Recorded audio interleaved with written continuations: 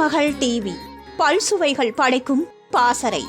தமிழ் சினிமாவின் ஆரம்ப காலத்தில் தனது நடிப்பின் மூலம் பல ரசிகர்களை கவர்ந்தவர் எம்ஜிஆர். இவர் நடிப்பில் வெளியான படங்கள் அனைத்திலுமே ரசிகருக்கு ஆதரவாக பேசி ரசிகர்களை கொண்டாடக்கூடியவராக நடித்திருப்பார். அதனாலேயே பல ரசிகர்களும் மக்கள் திலகம் எம்ஜிஆர் என அன்றைய காலத்தில் பாச மழையை பொழிந்தனர். அது மட்டுமல்லாமல் அரசியல்வாதியாகவும் களத்தில் குதித்து மக்களுக்கு சேவையும் செய்தார். எம்ஜிஆருக்கு இணையாக அன்றைய காலத்தில் பிரபலமான நடிகராக இருந்தவர்கள் நடிகர் திலகம் சிவாஜி கணேசன் மற்றும் நம்பியார்.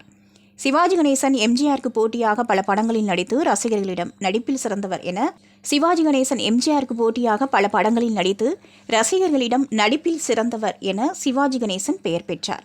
அதேபோல நம்பியாரும் அன்றைய காலகட்டத்தில் தனக்கென சில ரசிகர்களை தன் வசப்படுத்தி வைத்திருந்தார். இதுவரைக்கும் நம்பியார் என்றாலே அனைவருக்கும் ஞாபகம் வருவது வில்லன் கதாபாத்திரம்தான். ஏனென்றால் வில்லன் கதாபாத்திரத்திற்கு பெயர் பெற்றவர்தான் நம்பியார். ஆனால் இவர் தனிப்பிறவி என்ற படத்தில் போலீஸ் கதாபாத்திரத்தில் ஹீரோவாக நடித்துள்ளார். நம்பியாருக்கு மகளாக ஜெயலலிதாவும் நம்பியாருக்கு வில்லனாக எம்ஜிஆர் நடித்துள்ளார். ஆனால் நம்பியார் ஹீரோவாகவும் எம்ஜிஆர் வில்லனாகவும் நடித்த கதாபாத்திரம் பலருக்கும் தெரியாது.